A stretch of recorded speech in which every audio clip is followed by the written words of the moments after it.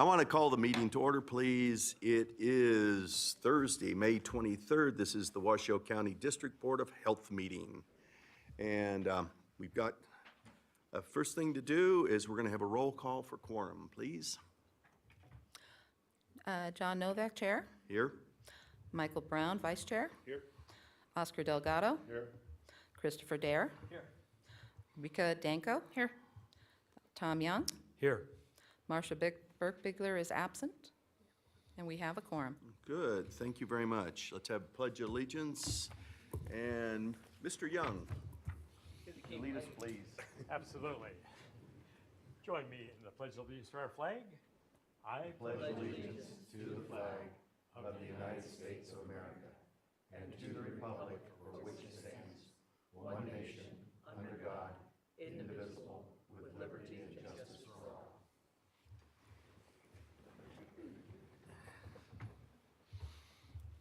Very good, thank you, sir. Do we have any public comment? We have no request for public comment at this moment. Good, thank you. Then moving to item 4, approval of the agenda. Any questions, additions, or any changes to the agenda? If not, move to approve. Second. good. Councilman Delgado is a first, second by Councilman Dare. Thank you very much. Okay, next thing on the agenda is recognitions. Mr. Health Officer. Thank you, Mr. Chairman. Excuse me. We have several retirements today. I wanted to announce that Phil Uleberry, our Public Health Communications Manager, is retiring at the end of May. He has over 27 years of service with the Health District. Mr. Uleberry is out of town, but we have a clock for him as a token of our appreciation for his years of service, so we'll present that to him when he returns. Good. Also, we have with us Janet Piet, and Janet, if you could, if you could stand, Janet, to be recognized. Janet is retiring June 14th, and she has 22 years of service as a community health nutritionist with our WIC program. So. And we also have a clock for you, Janet, which I'll give you if you stick around. We're going to do pictures at the end of the recognitions. And it says, Washoe County Health District recognizes Janet Piet for 22 years of dedicated service, June 23rd of 1997 to June 14th of 2019. So thank you for all your service. Thank you. We have a couple of years of service recognition. One is for Dave Kelly, and I see Ms. Albee looking around for him, and he's not here with us today, but he has 15 years of service, beginning on May 3rd of 2004 with Environmental Health Services. He's a senior environmental health specialist there, works with the well and septic program. And Krista Hunt with Environmental Health Services. Krista, if you could stand to be recognized. Krista has 15 years of service also with EHS as an environmental health specialist and working with the vector program area. So thank you for your years of service, Krista.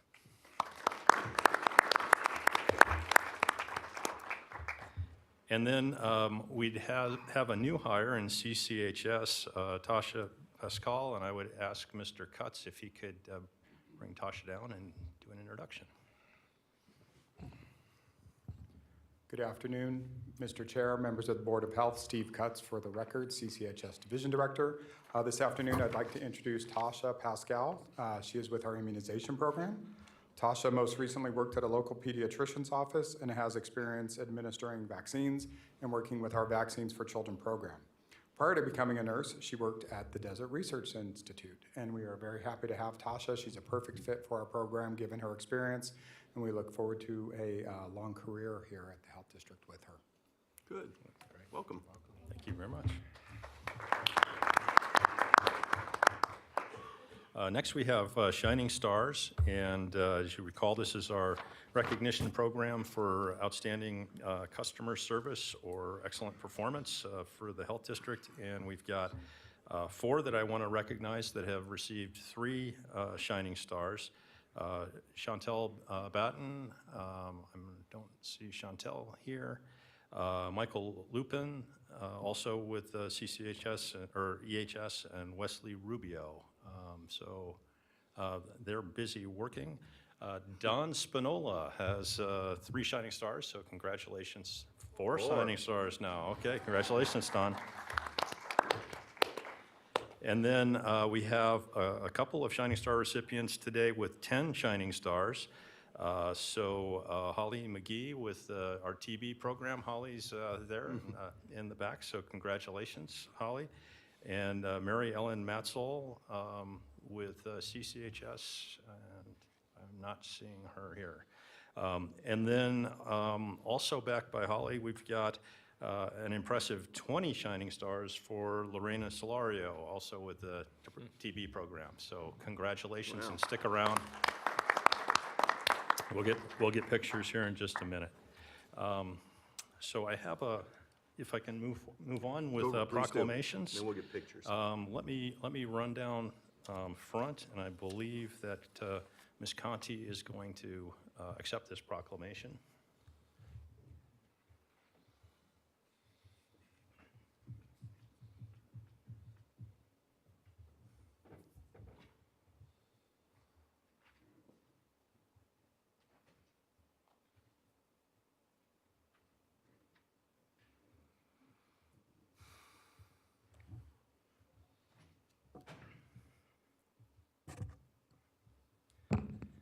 So our proclamation today is for Emergency Medical Services Week. Whereas emergency medical services is a vital public service, and whereas the members of emergency medical services teams are ready to provide life-saving care to those in need 24 hours a day, 7 days a week. And whereas access to quality emergency care dramatically improves the survival and recovery rate of those who experience sudden illness or injury. And whereas emergency medical services has grown to fill a gap by providing important out-of-hospital care, including preventative medicine, follow-up care, and access to telemedicine. And whereas the emergency medical services system consists of first responders, emergency medical technicians, paramedics, emergency medical dispatchers, firefighters, police officers, educators, administrators, pre-hospital nurses, emergency physicians, trained members of the public, and other out-of-hospital medical care providers. Sorry, my eyes aren't working well on that one. Whereas the emergency medical services team, whether career or volunteer, engage in thousands of hours of specialized training and continuing education to enhance their life-saving skills.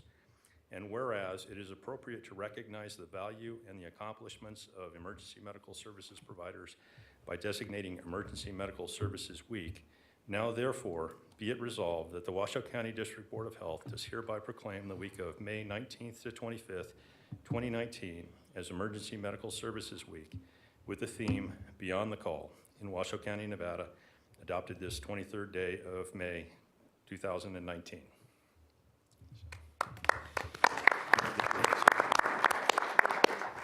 Okay.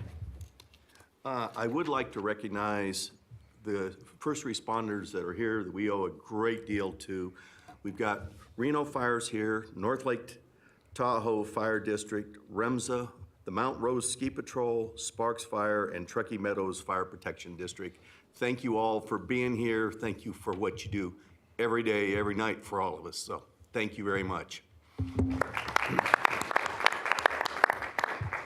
And so the board should vote on this proclamation. Make a motion. Second. Second? Third, good. Anybody fourth? All in favor? Aye. Against? Good, unanimous. We all love you, so go for it. Thank you very much, guys. Women? Okay, picture time? Yeah, should we start with a picture with all of our EMS? Yeah, be a great idea. Please come forward. We need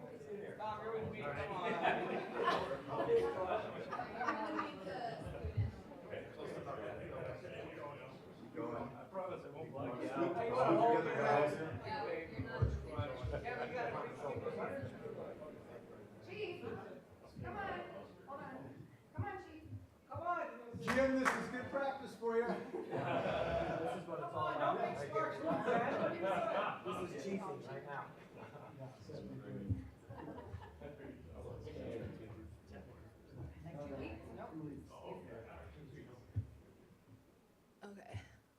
1, 2, 3. 1, 2, 3. Wonderful. Good. Thank you all.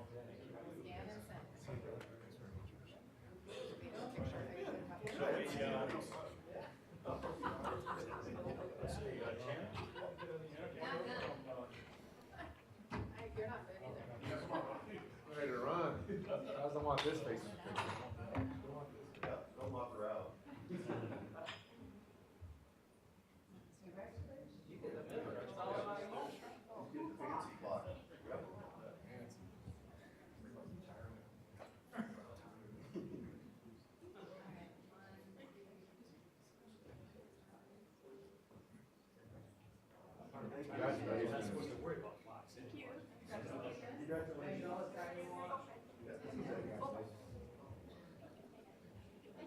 Thank you.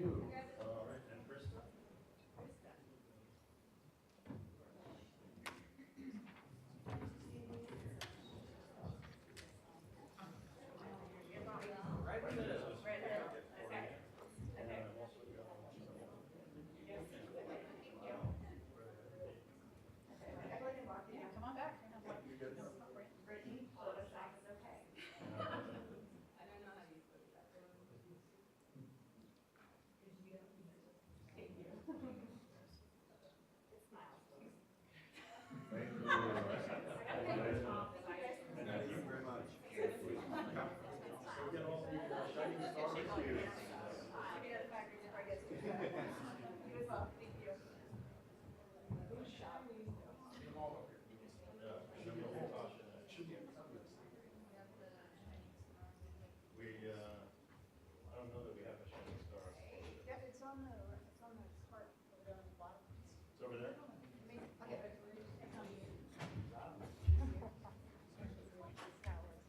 Up there it is. This one here? Yep.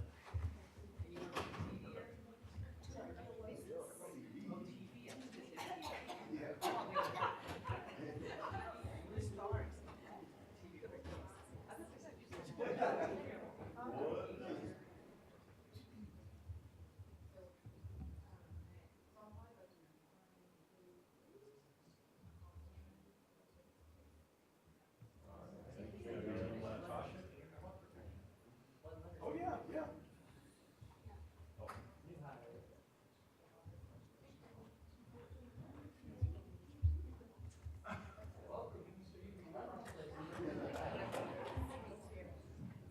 Welcome aboard. Thank you so much.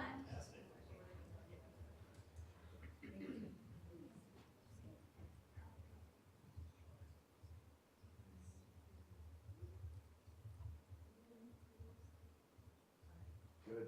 Thank you. Nice job. I'm good behind you. He's the only one that's got the card.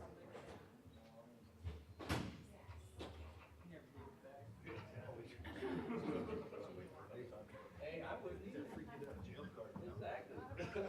Run.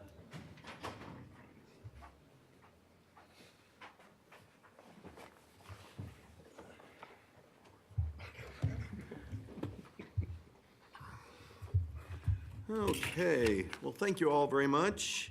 Moving right along, number 7 is the consent agenda. Mr. Health Officer.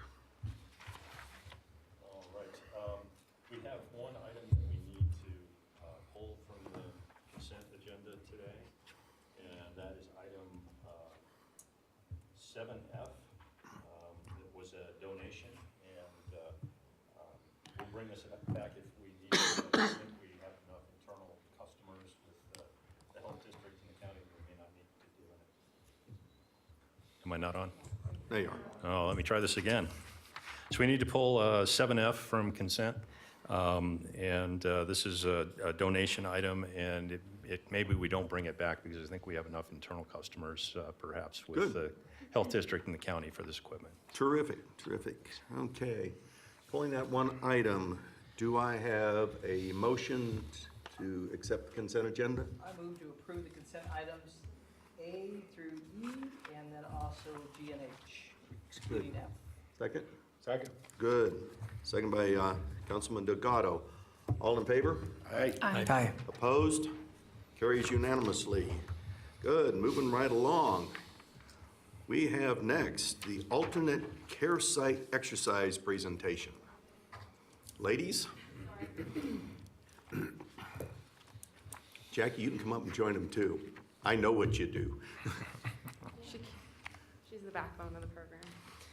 So Andrea know. S. for the record, I'm Public Health Emergency Response Coordinator for Public Health Preparedness, and I'll move the mic down. Thank you. Brittany Dayton, EMS Coordinator.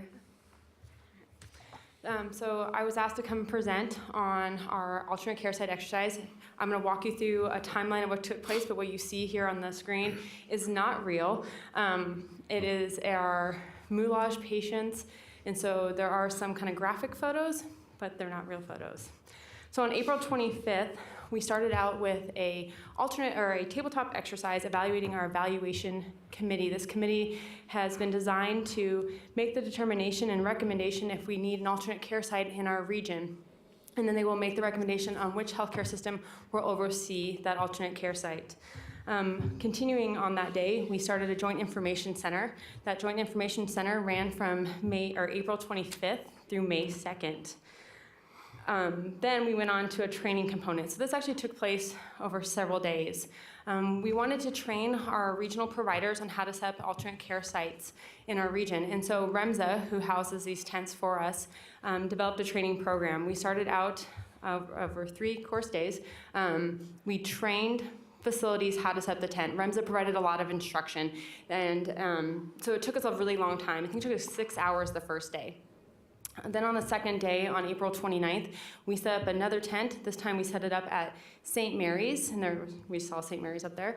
This time our hospital providers did most of the setup, but had a little bit of instruction from REMSA. We did it in 4 hours that day, so we were getting faster. On the third day, we set up at Renown. It actually only took us 2 hours and 15 minutes to get the tent set up, and that was only done by hospital personnel. REMSA just was around there as to provide instruction or any clarification if needed. We did it in this fashion because we wanted to be able to have a cadre of people who knew how to set up these tents, who could train other people to set up these tents if we needed to do so, and not rely just on REMSA, because if we were having a major disaster in our community, REMSA is going to be extremely busy. But where the really exciting part came into play was on May 2nd. On May 2nd, we did a full-scale exercise. We started off at 6 o'clock in the morning, moulaging our patients at St. Mary's Hospital. We had 2 of the board members participated as our patients in this exercise. The patients then moved on to their assigned hospitals at 8 o'clock, and then we played from 8 to 2. So when I say played, you can see up here, we were running patients through these tents. They were providing patient care. We had, on 2 different occasions, a lady go into labor, one that resulted in a transport from Reno Fire Department, who transported to St. Mary's Hospital. The other patient went into labor at Renown. She did so on the sidewalk, and it was just a lot of commotion, and people were trying to clean things up and figure out what to do. And NICU was coming down from the hospital with their go bags and kits and figuring out how they were going to care for this mother going into labor and then that unborn child. We cared for patients that were psychiatric patients. We had people who were going into cardiac arrest. We had some that were unresponsive, stroke patients. And so this was all really in preparation for if we never needed to run an alternate care site. And wanted to provide a structured environment for our healthcare providers to be able to go through the motions and feel comfortable to make mistakes, because this is a learning opportunity. It's always a no-fault environment. And so that's what we did. And then later on May 2nd, we kind of wrapped up the day with a press conference. It was a mock press conference at the Regional Operations Center. And Brittany Dayton coordinated that for us, and she's going to speak a little bit on a summary of our media coverage.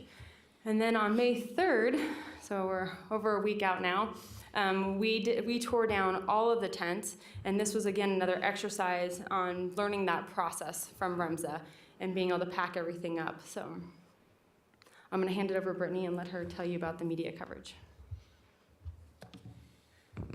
Brittany Dayton, EMS Coordinator for the record. So during this entire exercise, we received coverage from COLO, KNRV, KTVN, and several different airings on the radio of KOH. There was a combined viewership of more than 76,000 individuals, and we had a publicity value of over $7,000. And I am able to give this brief summary, but I would like to highlight, as Dr. Novak said, that a lot of this work was all Andrea and Jackie. So while I'm standing up here, just know that the primary reason that we are here is because of Andrea and Jackie. So thank you. Do you have any questions? Well, Councilman Dare and I were out there, and it was a lot of fun. We had a good thing. And all my friends, yes, Doodle is okay, my dog. So, and I do want to really thank all of our people in Washoe County Health Department that helps put this on. And part of the backbone of these two ladies is sitting over there that didn't want to come up, and Jackie, she has a notebook everywhere all the time. So, and Brittany, don't be shy, you were there the whole darn time, so we recognize you. But I really wanted to thank some of the partners that stepped up in here, particularly the Inter-Hospital Council, the Northern Nevada Group Medical Center out there, St. Mary's Regional, Renown Health, REMSA, who's there all the time for us, and really, Brian gets a lot of credit for knowing what to do and when. So, Reno Fire was out helping us and especially put things away. And I really want to thank Andrea and Brittany for putting on a heck of a good show. It was fun all the way around, and even for myself, we learned a lot of little things that day. From a table talk exercise, one thing, but knowing that you can't get the x-ray machine off the curb is a whole nother thing you have to learn, and that's why these exercises are so good. So congratulations, lady, it was good. Ready for the next one. Thank you so much. Any other comments? Yes, sir. I had the honor of having a heart attack that day, so I lived through it and all went well. So did she. And I want to tell you, if you were there, I did leave with my stomach kind of grossed out because there was so much fake blood, but it looked so real. I told my wife, I cannot handle that. It was so gross. I mean, bones hanging out, and it looked so real. But the key to this is that we are prepared, doing our best to be prepared to help our cities, help our region, make sure we're ready to go. And so, fantastic job. We are way ahead of the game of many regions. And so, excellent job, and continue the work. And we're very supportive. And I do look forward to hopefully clearing my schedule where I might even let you have me lose an arm or something next time. It'd be kind of fun. So, but Oscar, how about you? You can come out and lose a leg with me? Got it. That's a commitment. Done. Done. Very good. Thank you very much, ladies. Good job. Okay, moving right along, we have a review and discussion of the business impact statement. Ms. Albee. Good afternoon, Mr. Chair, members of the board. For the record, Charlene Albee, I'm the Acting Division Director for Environmental Health. The agenda item you have before you today has actually been prepared in response to a request from the board to evaluate one of the fees for food service. And I'm going to turn it over to Tony Macaluso, who's a supervisor of that program, and he spearheaded this development. Good afternoon, Mr. Chairman, members of the board. Once again, I'm Tony Macaluso. I'm one of the supervisors in the food program. Although Charlene gave me credit for spearheading it, there was a number of us that had worked on this, so I don't want to take all the credit for that. We were asked some time ago actually what I'm here for is for approval of the business impact statement in regards to mobile food units. We're creating a new category. Basically, the background information is that we were asked by the board to revisit the fees in regards to mobile food units, particularly in regards to ice cream trucks and prepackaged items. After reviewing the time it takes to do the inspections and making a few adjustments, we're able to lower the fee from $500 to $308. This will affect about 37 different mobile units. And we're looking for that approval. We held two public workshops Unfortunately, no one attended. We did send out notices to all those that were affected. They probably did not attend because the fees were going down, so there was, I would take it as a kind of an approval. Do you have any questions in regards to this? Questions, comments? Yes, sir. I just think it's a good move to do this and things, to separate these types of food operators from the high-risk food operators and things too. So I'm pleased with the progress. Thank you. And then, yes, sir. My one question is the line very clear between ice cream truck and food truck? I mean, is that a very clear distinction so we're not dealing with people trying to just, you know what's going to happen. You're going to have some people who should be charged more for your time, and they're going to come in and say, well, no, we're fit under here. How are we defining that line? We are looking at strictly prepackaged ice cream, prepackaged food items. Perfect. If they package them themselves, that would not count. If it's open ice cream, soft serve, it would not count. If you're having to scoop it, anything that requires a hand sink would not fall under this category. Okay, thank you. That's what I was looking for. Good job. Any other questions, comments? Thank you. I need a motion to accept this. And to set the date for the hearing. I'll make a motion to move to adopt the business impact study regarding the proposed revision of the District Board of Health fee schedule and to set a public hearing for a possible adoption of the proposed new fee for June 27, 2019 at 1 o'clock. Good. Second? Second. Second, good. We have a, Mr. Brown, we have first and a second by Mr. Young. All in favor? Aye. Opposed? It all passes 100%. Thank you very much for your hard See you. work. Okay, Ms. Conte. Hello again. Hello again. I'm here to just give an update on the May meeting for the EMS Advisory Board. A couple things I'd like to bring to your attention. The multi-day tabletop was actually this week. It was extremely successful. What's happening right now is actually Module 6. So the after action for the entire thing, we took 5 different modules to take the region through a scenario that went from steady state all the way through steady state. We included an environmental health module, we included a damage assessment module, volunteer donations management, family assistance, and all of those are secondary responses. So obviously we had the first responders and the initial response with the mass casualty incident plan and mass fatality plan. So a huge thank you to everybody who went. We actually had some partners go to all 5 of the modules, which was really a time commitment on their part. So the protocols task force meeting met. There was an update provided. Just wanted to bring to your attention that we actually have a couple out-of-county fire agencies that are considering joining on to the protocols. So that's really a success to the work that the task force has been doing and this region's been doing. The other thing for the task force for your reference is that REMSA has been approved to use penalty funds for something called right dose that will complement the protocols. So right now, EMS on scene has to kind of do the math in their head of when somebody tells them the weight and then to figure out what the quote right dose is of the medication that they're going to be giving them. And so this application will do that for them. So the guesswork goes away. You have 2 attachments there. One is the data report, the mid-year EMS report for fiscal year 19.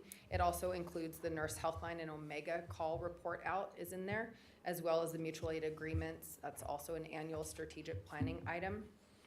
The strategic plan itself is going to be the next item. What's going to come before you is the revision from it. So all the ones from before we won't be reporting on anymore. We're going to be looking at a new one.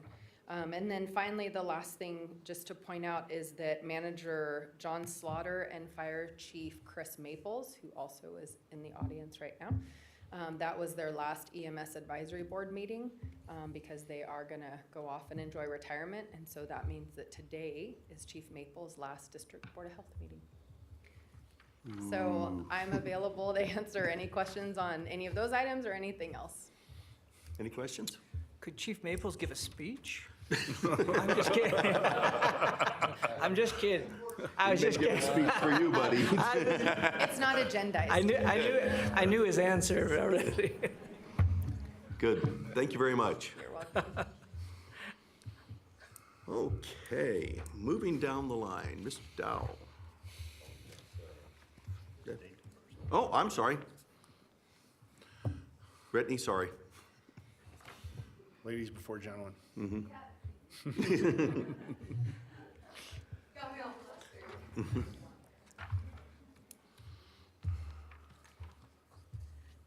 right. Good afternoon, Chairman, members of the board, Brittany Dayton, EMS Coordinator for the record. Sorry. No, that's okay. Before you is a final draft of the Washoe County EMS Strategic Plan that Christina just mentioned. It's for years 2019 to 2023. The plan was presented to the EMS Advisory Board during the meeting on May 2nd. Members approved the plan with 2 revisions, one revision to Goal 3 and one revision to Goal 4, which you'll see in the plan in its entirety, which is attached to the staff report. There's chat changes in there, so you can see what we changed. I would like to thank all of the EMS partners behind me who got out of speaking, and just say that all of this hard work couldn't have been done without them. We had partners from dispatch, even to radio communications. So I'm standing up here providing the report to you, but it really couldn't have been done without all of the help and the monthly meetings that sometimes they didn't want to attend. And so this is really a culmination of all their input and hard work. And with that, I'd be happy to answer any questions. Good, thank you. Any questions, comments? We will need to accept this report also, so do you have a motion? Motion. Second. First, second, but Mr. Dare. All in favor? Aye. Opposed? Passes unanimously. Good, way to go. Now, Mr. Dow, didn't want to get you all excited, so.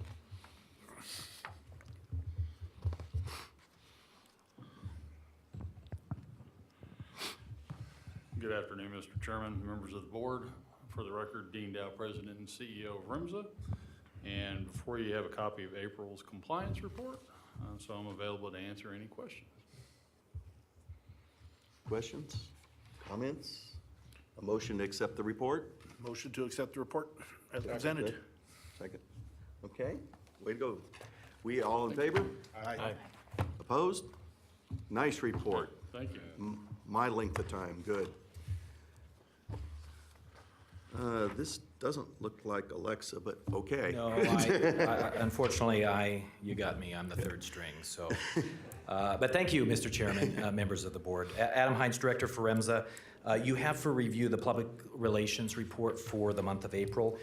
So today, I'd like to take a little bit of time and just kind of update you on a couple things that have happened since then.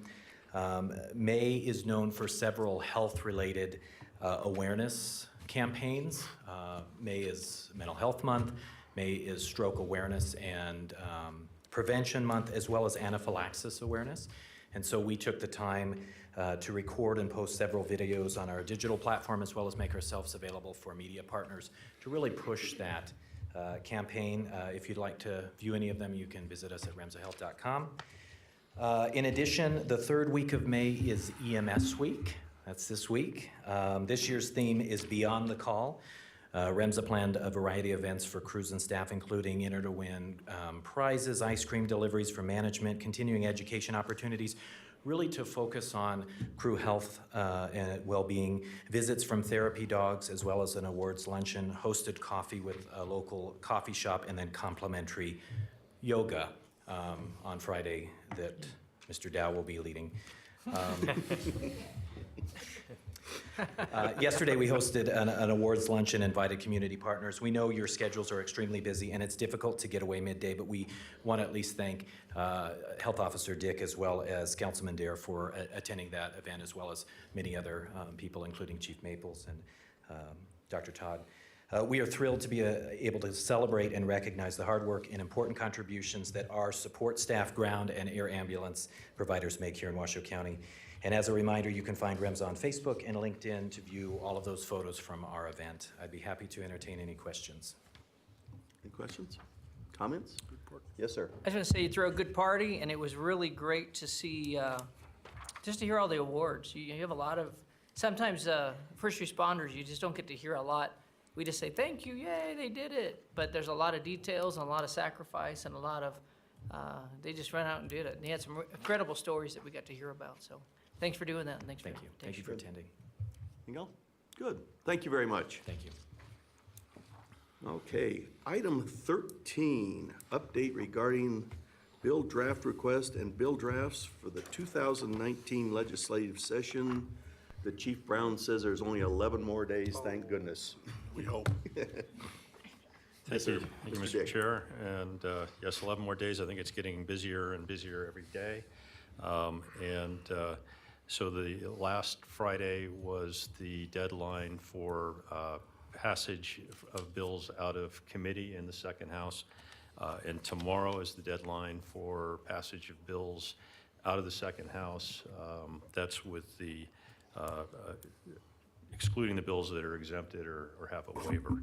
So I've got quite a list of bills that I wanted to provide you with just a brief update on as to where they're at, and you have the more detailed spreadsheet also available to you that we maintain. I'll just start with the ABs and go to the SBs in numerical order to highlight some. AB1, this is the bill that would have eliminated the requirement for us to publish notices for air quality management regulatory changes in the newspaper, and that one is dead, so unfortunately that didn't get through. And I think we talked previously, there was concern about the small town papers and the need for those communications in the rurals. AB 66, which is the Crisis Stabilization Centers bill from our Washoe Regional Behavioral Health Policy Board. It was passed out of the Senate Health and Human Services Committee. It had already gone through the Assembly. It did receive an amendment regarding to add some provisions to make transport of patients with behavioral health issues easier. And so it's currently held up with LCB getting that amendment language in, but we expect it to break loose and get through tomorrow through the full Senate to meet that deadline. AB 76 is the Behavioral Health Policy Board bill from the Southern Behavioral Health Board. And this bill is actually going to create a fifth Behavioral Health Policy Board based on the way it's been amended, so that Clark County will now be combined with Southern Nye County to form a Clark County Behavioral Health Board. And then the Southern Nevada Behavioral Health Board will become Northern Nye County, Esmeralda, and Mineral. So I think that's a good change to reflect some of the common issues that rural areas have. AB 85 is the Northern Behavioral Health Policy Board's bill that clarified some of the Legal 2000 provisions in statute, and it removed stigmatizing language regarding mental illness, and that has been approved by the governor. AB 123, this is a bill that we had concerns about. It started out, we thought it was a good thing regarding parental notification of medical or religious exemptions from vaccination. It went sideways, and so that bill is dead. So we're pleased with that and did some work with that one. AB 169 is the Maternal Mortality Review Committee. So that's one that's gone to the governor, and so that's somewhat similar to our fetal infant mortality review work that we do now, but to look at maternal mortalities. AB 231, the one that we originally had concerns about regarding smog check, but removed all of those provisions, has gone to the governor for approval, so that we're in good shape with that one. AB 317 was one there were some concerns about regarding trauma centers and the state's approval for those. That bill has been amended so that it only applies to Clark County at this point. AB 533 is one I'm sure you've seen in the news, is the Cannabis Compliance Board. And so that bill also includes provisions for consumption lounges in it. And we're watching that. That bill, it still does, though, have their provisions for local zoning ordinances and decisions within that. It's going to Assembly Judiciary for a work session tomorrow. So I anticipate that one's going to move forward. AB 534 is a bill that provides, it's a response to the October 1st tragedy down in Las Vegas, and it's to provide for victims of crime for provisions in emergency response plans and ways to deal with accepting donations, reimbursing victims.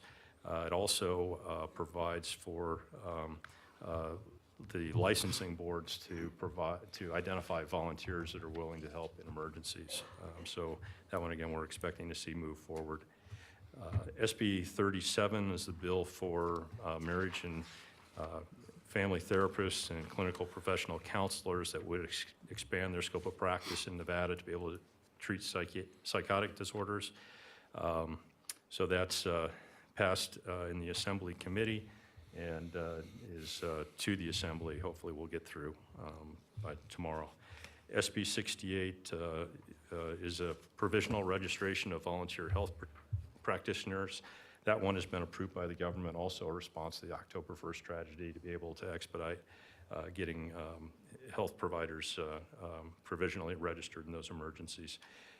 SB 94, Family Planning Services, it has had the appropriation removed from the bill, but the governor's got that in the governor's budget, so this one is through the committee and onto the Assembly for approval.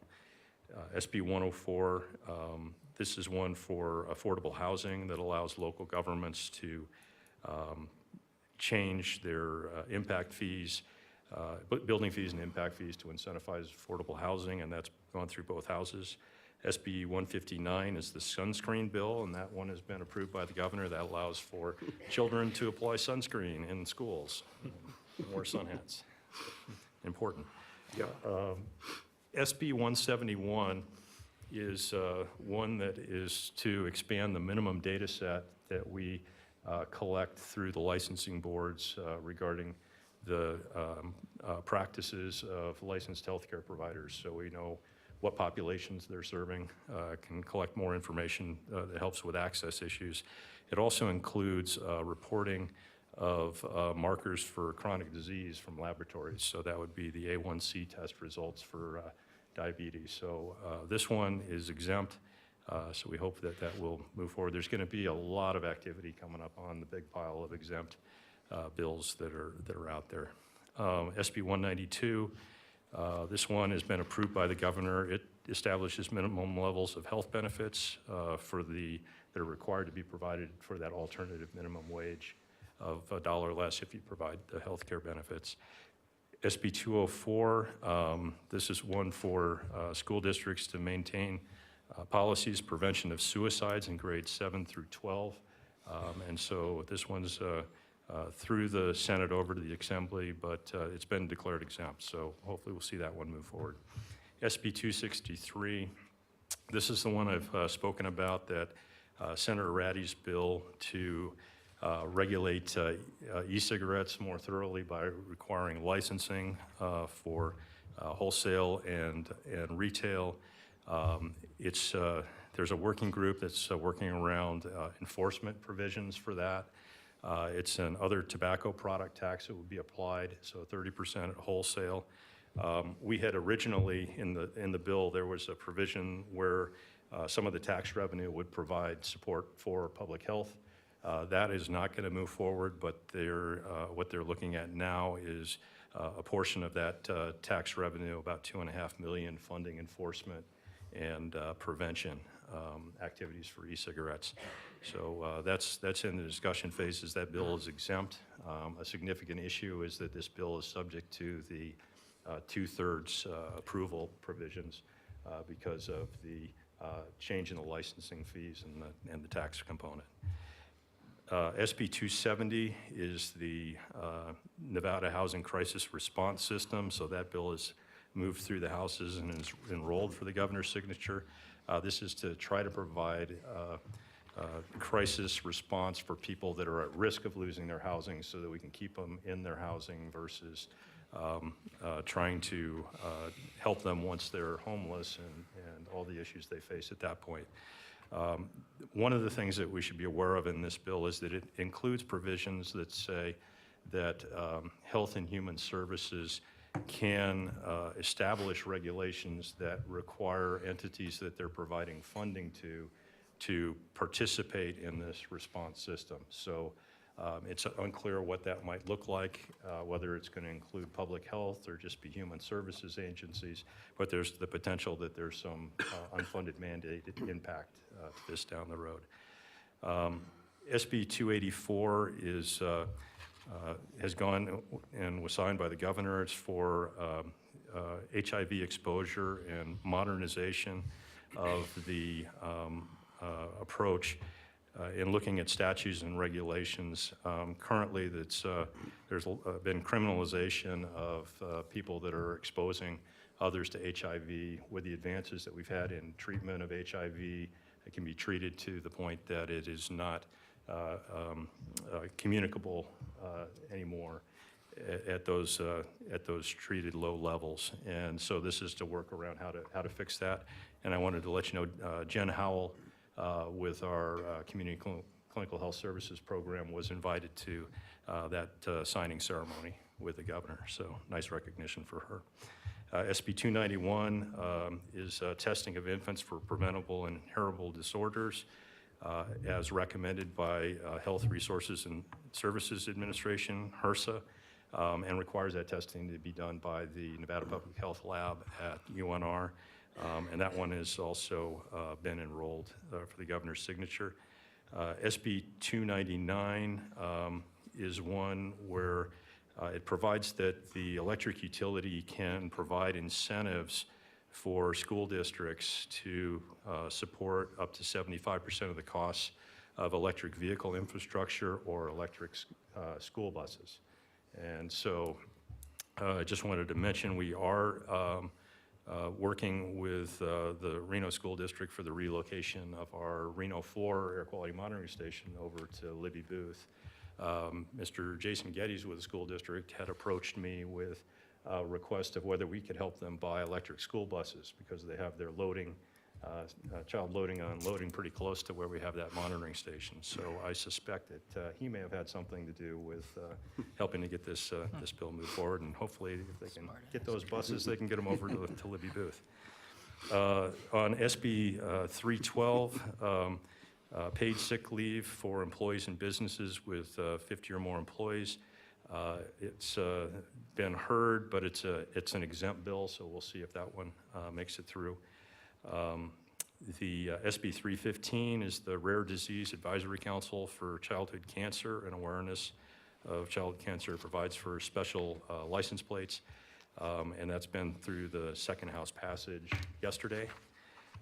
SB 425 is one of the legislative priorities for the Board of Health. It's the 1915I Medicaid waiver expansion that would provide for reimbursement for tenancy support services for the homeless that are severely mentally ill.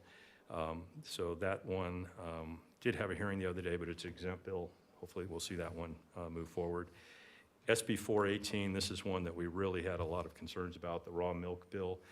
We were successful in working with Assemblywoman Cohen, who is chair of Assembly Health and Human Services, and that bill was not heard on that side and is dead now. SB 448, the affordable housing transferable tax credits. That's through the Senate and and through Assembly taxation. So making progress on that one. That again is one of our legislative priorities for the board, with the $10 million per year over a 4-year pilot for those transferable tax credits. And then one more, I've got SB 544 is the Patient Protection Commission to review issues related to healthcare needs of the residents of the state and the quality, accessibility, and affordability of the healthcare. That was passed out of Senate Health and Human Services on the 20th. There's a waiver for that bill, but we expect to see that one move forward as well. I think that's a good thing. So Obviously, there's a lot going on. There's no way I could keep up with all of this on my own. So I want to thank the board for approving our government affairs liaison position. And I think we've been able to have a lot more of a presence down in the legislature this year. And while we had a late start with having to get that position filled, I think we're in a really good position to move from this session and prepare well in advance for some good progress during the next session. Be happy to take any questions. Any questions? Comment. Yes, sir. Just a comment on a bill that was signed yesterday by the governor, was SB 329. Has to do with our utility providers now working more clearly and closely with local jurisdictions throughout the entire state. And this came out of the incidents that took place in California with the fires that they had over in Paradise and other fires. But they'll now be included in the CWPP Community Wildfire Prevention Plans, along with local jurisdictions throughout the state. And when those plans are written, depending on what type of prescription for fuels reduction, whether it be thinning, whether it be prescribed fire, you'll see the prescriptions come through the health districts because of the air quality issues as well. But it was unanimous support throughout the entire session to get that done. And, you know, you can just see the after effects of any major incident like took place in Paradise that are affecting the quality of their water, everything involved, where the health districts would be involved as well. And when we say utilities, we're not just talking our power utilities. These are utilities across the board. And we wrote that to keep it open enough so that all utility providers would have to do the same CWPP principles, as well as look at the disaster problems that they could have or come into contact with for their utility grids or water or gas or you name it. So it's a great bill. Great.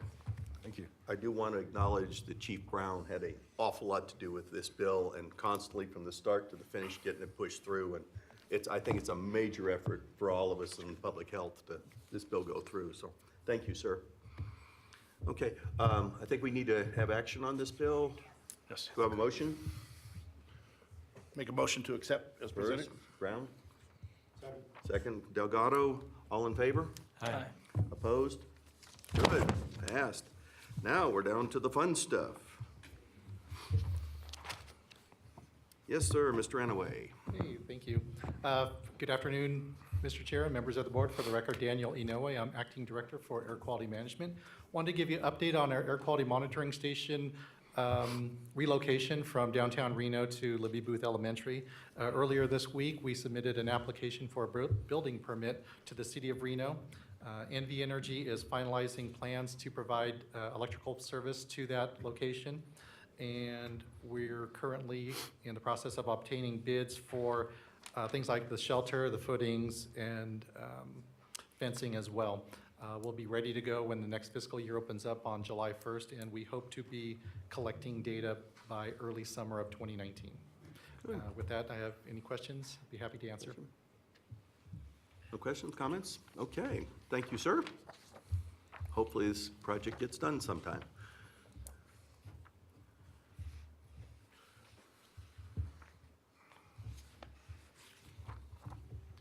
Good afternoon, Mr. Chair, members of the Board of Health, Steve Cutts, Division Director for CCHS. We have a presentation for you this afternoon, it'll be short, regarding family planning and Teen Pregnancy Prevention Month.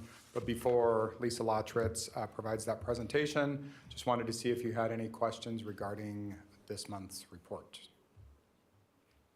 Oh, good. All right, awesome. And with that, I will turn it over to Lisa Lotritz.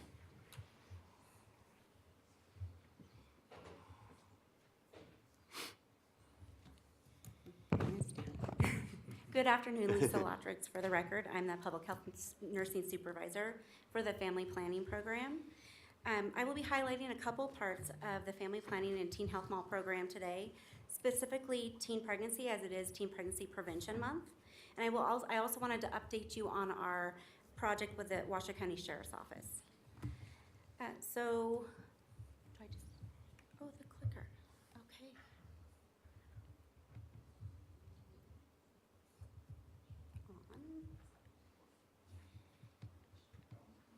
John. It's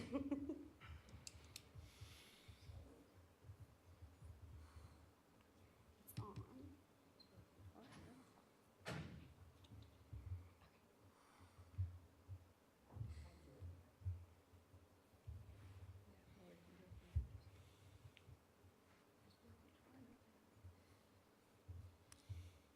Are you able to advance it, Lori?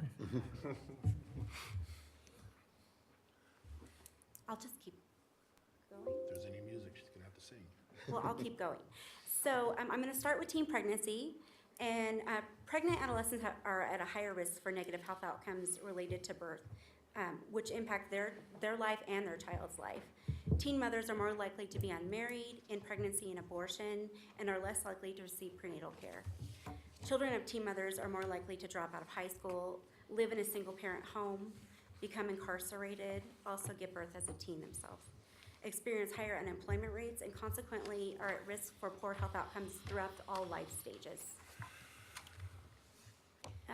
So, back one. Okay, so I just, you often see data on teen pregnancy and teen birth rates, and I just want to go over those because teen pregnancy includes abortion rates and estimated miscarriage rates, where teen birth rates are all recorded births. And I'm going to go over both of those today, but teen birth is definitely a more reliable indicator. So we'll start with the U.S. teen birth rate. In 2016, there were over 209,000 teen births, 20.3 births per 1,000 girls. It was a decline from 2015 of 9%, and there was a $4.4 billion savings due to the fall in teen birth rate. And for teen pregnancy, the latest data we have is 2013. There were over 448,000 teen pregnancies, 43 pregnancies per 1,000 girls. It was a 10% decline from 2012 and a 67% decline from 1991. So for Nevada, the teen birth rate in Nevada is also declining. There was a 71% decline from 1991 to 2017. Even so, there was still 1,906 teen births. And most of the teen births, 74%, are to older teens, age 18 to 19. And it's also the case that 16% of those teen births are to teens that already have a child. The public savings in 2015 due to the decline in teen births was over $29 million. Sorry. The teen birth rates have fallen for all racial and ethnic groups, and in some cases, the gap in teen birth rates by race and ethnicity has narrowed, but there are still some disparities. In Nevada, there has been a 76% decline in the teen birth rate among non-Hispanic whites, 73% decline in non-Hispanic Black, and 75% decline among Hispanics. And then how are we doing in Washoe County? Washoe County's teen birth rate is declining as well, and in 2017 there were 18.5 teen births per 1,000 females age 15 to 19, compared to 21.9 per 1,000 in Nevada overall. So we're doing well. So how this reduction in teen pregnancy does have a positive impact on our community. It reduces poverty, it improves the teen's lifelong income, increases graduation rates, and improves health and child welfare. So what are we doing here at Washoe County Health District? We have the Teen Health Mall. We provide clinic services as well as youth-focused community outreach. Staff provides outreach in schools and agencies that serve teens. We provide education about our Teen Health Mall services. We advise the teens that the services that we provide are confidential. And we also provide information and skills to help teens avoid the negative consequences of teen sex by normalizing and discussing the benefits of delaying sexual debut and answering the questions they might have. All of our services at the Teen Health Mall are voluntary, they're client-centered, and they're provided in a non-coercive manner. Every teen, we encourage them to involve their family, have family participation in their decision, and we educate our teens about resisting exploitation and sexual coercion. And our staff receives education on how to do this every year so that we know that everyone's doing it consistently. So that's all for teen pregnancy. I'm gonna move on just to quickly update you on our Washoe County Sheriff's Office project. We, the family planning staff are going into the jail twice a month to provide birth control methods. And the way this happens is we developed a video along with the Washoe County Sheriff's Office, And this video is shown in the housing units twice a week. And it goes over a reproductive life plan. It's important for these females to have a reproductive life plan. Do you have any children now? Do you want to have more children? When do you want to have those children? How many more do you want? So just getting them thinking about that. And then the video goes into the effectiveness of all birth control methods, the likes and dislikes of those methods that we've heard from our patients, and then the risks and side effects. So they see this video, and then if they're interested in the services, they request an appointment, and it's called a kite. So they kite, and that goes to the infirmary, and they're put on our schedule. So we go, like I said, twice a month, and when we're there, we do counseling with them. They might just want more information. The video wasn't enough to make their decisions, so they might decide to wait and kite again for the next month. Or they might decide to get a method that day. So we do IUDs, hormonal implants, and Depo-Provera injections, and they'll get their method that day when they're there. We're coming up on our 1-year anniversary of the program in June. We've served over 75 women, and over this last year, we've done a lot of rapid cycle QI projects just to streamline our process and improve the services we're providing. We now have a dedicated exam room where we can leave some supplies because we were hauling them in and hauling them out every clinic, and now we have a place where it's ours and we can lock it. And plus, we've streamlined the data we're collecting and our patient follow-up. And that's all I have. Are there any questions? Questions, comments? Yes, sir. You mentioned, I saw on the slide before, is 18%, I think, in our area, 21% in Nevada. How do we compare to other states? Do you know that? Yeah, I think it's in there as well. We are, I want to say 43rd across the nation. We're improving. We were. So we're still pretty high. We're still pretty high, Yeah. but we're improving. And I'd have to check on the 43rd, but it's right in there. Okay. Thank you. Thank you. Okay, anything else? Thank you very much. Thanks.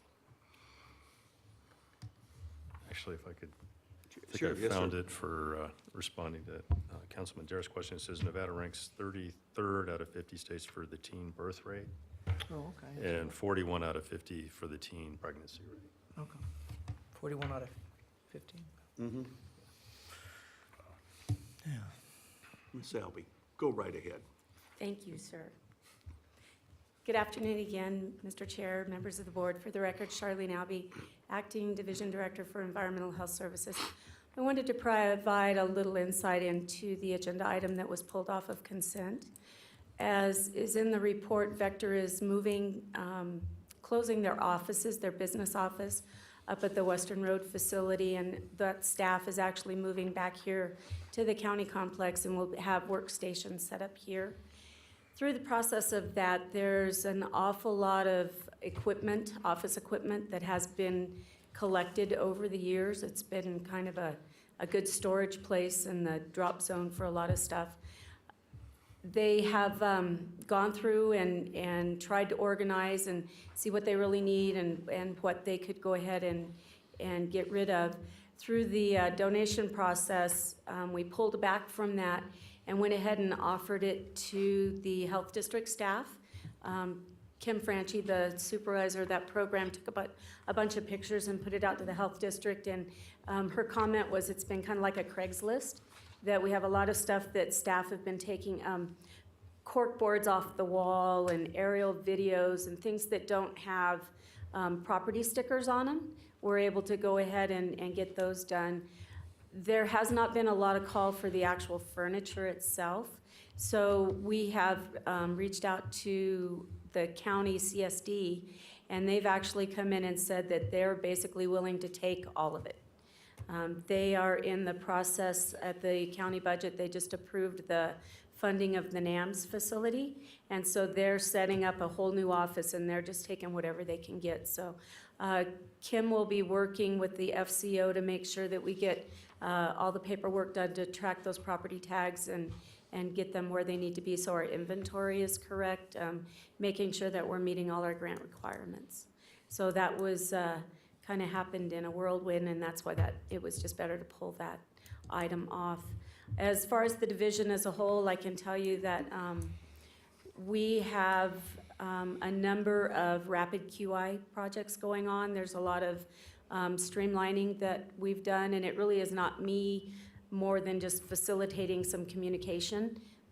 All the groups are coming together, they're working together, starting to point out things that were being done that impacted other groups that nobody even realized. And I think that we've got a vision moving forward now that I think that is, from what I hear, is a benefit for everybody. So if nothing else, just the communication seems to be a really good thing that we've got going. So I'd be willing to answer any questions you might have or find you an answer.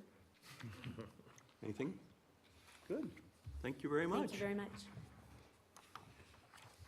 Dr. Todd,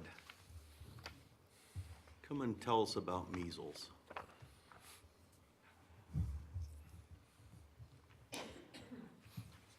Good afternoon, Mr. Chairman and members of the board. Randall Todd for the record. Get my readers on here. So measles you mentioned. So we do have a little bit of updated information since we went to press with this board report. So as of May 17th, there are nationally 880 individual cases confirmed in 25 states. So we're now in half the states in the nation. The last two states that were added were Oklahoma and Maine. Maine was the most recent. So that's the highest number of reported cases in the United States since 1994. You may recall that measles was declared eliminated in 2000. So this is fairly significant. That's the bad news. The good news is we don't have any cases this year in Washoe County. And I would credit part of that to the fact that although we do allow for religious exemption to the immunization requirements and medical exemption, we do not have a personal choice exemption.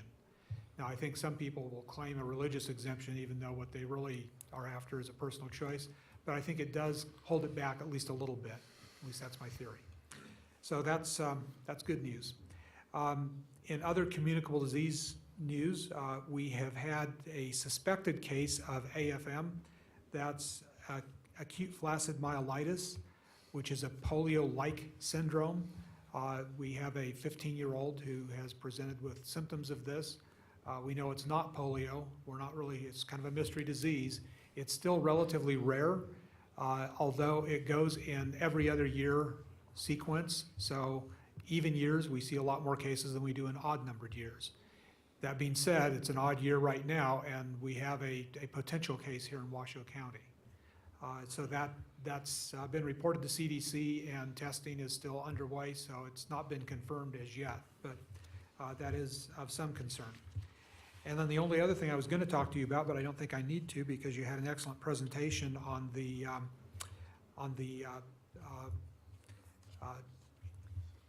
exercise that was done using the portable hospitals, and there's even a picture in your board report of the inside of one of those.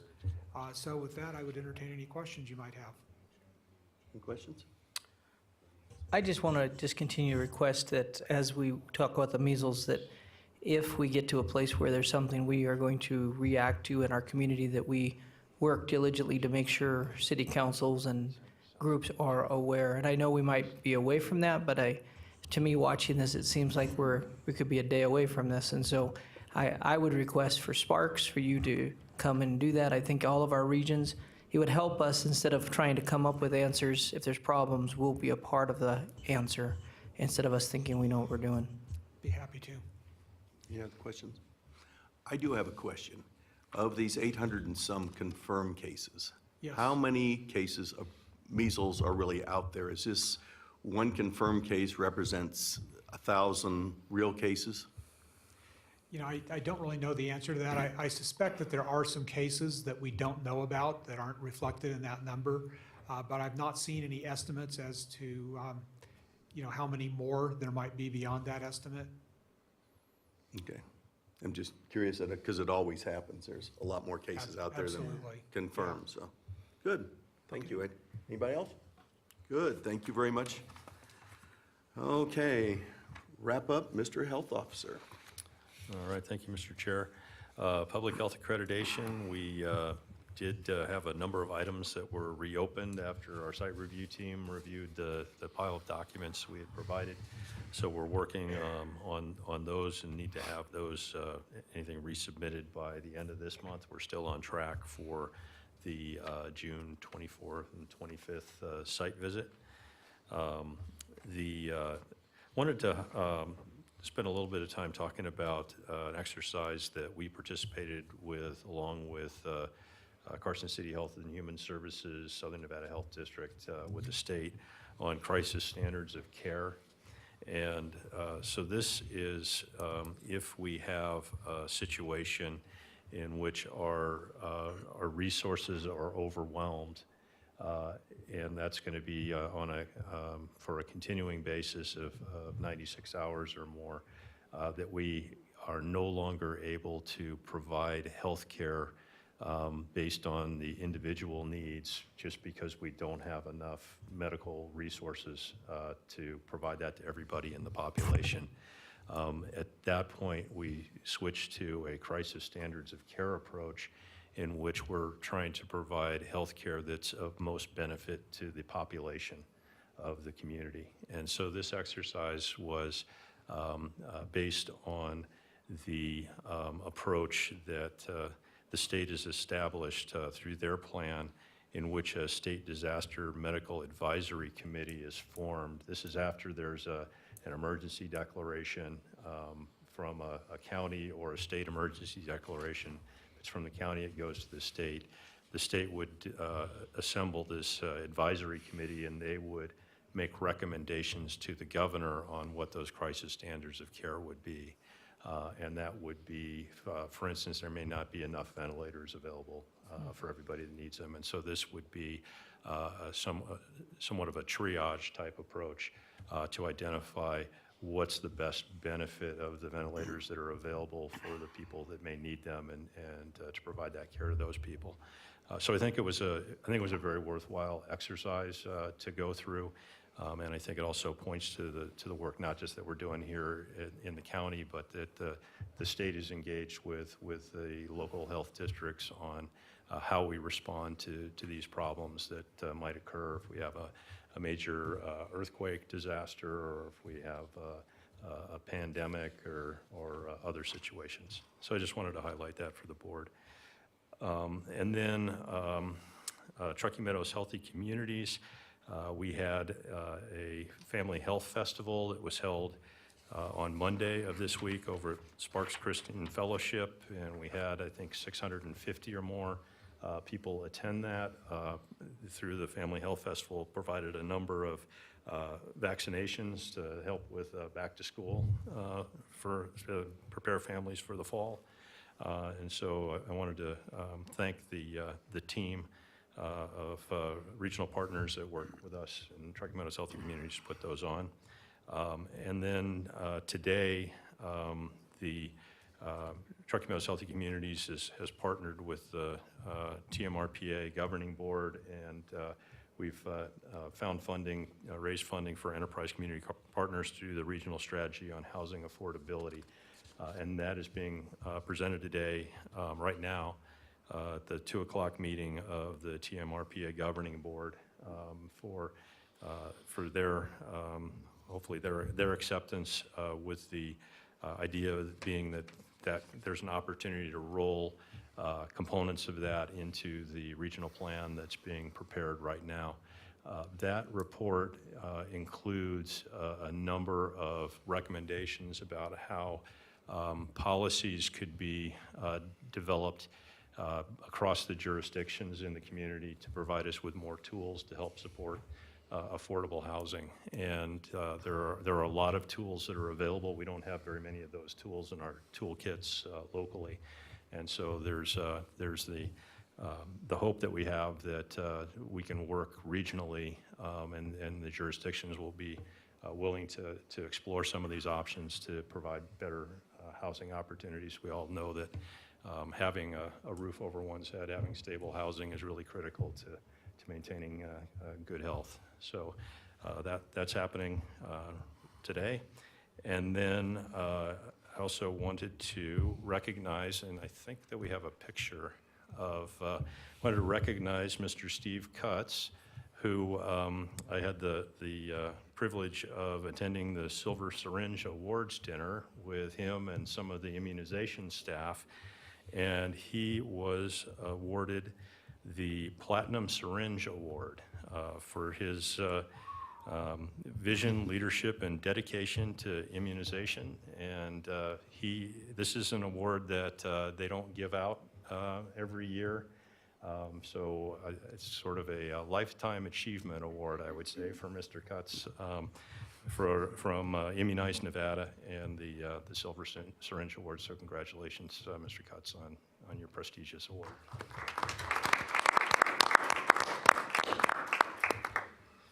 And that concludes my report. Be happy to take any questions. Questions? Answers?